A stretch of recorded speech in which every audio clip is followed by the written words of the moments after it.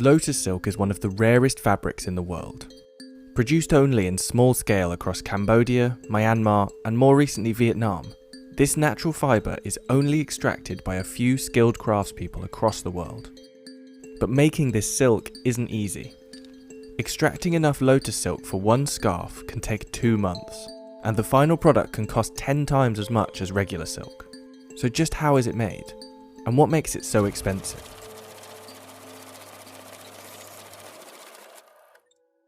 Phan Thi Thuan's family have been making silk for generations, growing and harvesting the threads from silkworms themselves to create luxury garments.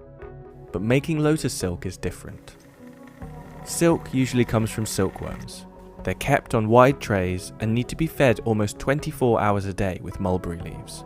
The caterpillars delicately spin threads to create their cocoons, and it can take hundreds of silkworms to make a kilo of silk. But while the insects require careful looking after, they do most of the hard work themselves. The key difference between the bright yellow silk and the paler lotus version is that every single strand of lotus silk must be extracted by hand. Tơ sen thì nó khác với cái lụa tơ tằm. Là tơ sen thì mình phải rút sợi tơ nó là thân mộc. Mà sợi tơ tằm kia nó có cái phần cứng hơn cái sợi tơ sen là vì nó nhờ vào cái nực của con tằm, nó qua một cái tuyến keo của nó rút từ ruột nó ra, cái là nó có cái phần mềm mại mà có một chút co giãn. Còn tơ tằm thì nó bóng, sang trọng. Tơ sen là quý phái. Each thread of lotus silk starts with the stem of the lotus flower. The lotus is Vietnam's national flower and a plant that's grown across the country. While this fabric has been made for years in Myanmar, Phan Thi Thuan only started experimenting with this fibre in 2017. Với chúng tôi thì tất cả đất nước Việt Nam, nhân dân Việt Nam là ai cũng rất là quý cái bông hoa sen. Tất cả nước chúng tôi là rất là nhiều người trồng sen. Nhưng mà bao giờ cũng chỉ có thu hoa sen, thu hạt sen thôi. Còn cuống sen là vứt ra nó rất là bẩn. Khi mà người ta gợi ý cho tôi làm tơ sen thì tôi thấy có lợi cho nhân dân, cho nông dân thì tôi nghĩ là tôi có khả năng làm được thì tôi sẽ quyết tâm tôi làm. Once the stem is selected and picked by hand, the silk inside can be extracted. Each stem contains a minuscule amount of thin, sticky fibres, which must be rolled together and dried. The threads need to be processed within 24 hours while they're still wet, otherwise they'll break, and so harvesting has to be done each day.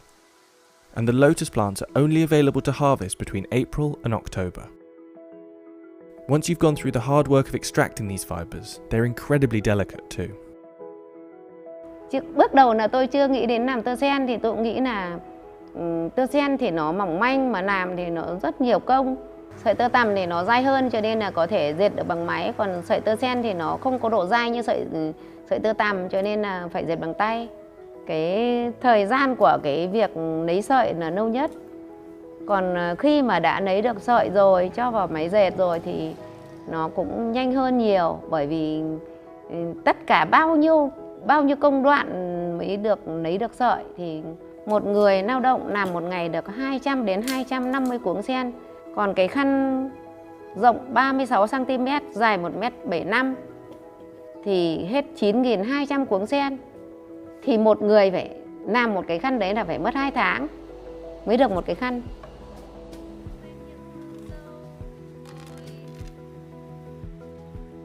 Once dried, these threads are carefully weighed down and delicately hand-spooled. Then they're put into the loom. These fibres are fragile, but once woven can be as durable as traditional silk. Phan has a team of 20 workers creating these fibres each day, allowing them to produce 10 to 20 scarves each month. But when a 25-centimetre scarf can sell for just over $200, the hard work is worth it. The final product is unlike any other fibre. It's soft like silk, breathable like linen, and slightly elastic. These luxurious traits have made it popular with tourists searching for rare souvenirs. It's also recently been picked up by international fashion brands searching for a new luxury fibre. But its scale has been limited, as there are still few trained in the making of these silk threads. But despite the work involved, Phan Thi Thuan is hoping that this skill could one day grow to become a larger industry. Tôi dạy rất là nhiều, nhưng mà dạy những người lớn tuổi cũng nhiều. Những người lớn tuổi họ sẽ không có cái sự sáng tạo, không có đam mê mà không có cái làm thì nhanh bằng những thế hệ trẻ. Cho nên là 2 năm 19, 20 này là tôi đã dùng các em học sinh trong những dịp nghỉ hè là tôi dạy các em ấy. Mỗi năm là dạy 100 em rồi. Thì là nhìn thấy cái thế hệ tương lai đấy nó mới phát triển được tơ sen cho chúng tôi. Nhưng mà tôi chỉ mong là nhân dân Việt Nam và những thế hệ mai sau nó sẽ giỏi hơn chúng tôi, để nó sẽ có những cái cách làm khác đi thì nó sẽ làm được nhiều hơn, nhanh hơn.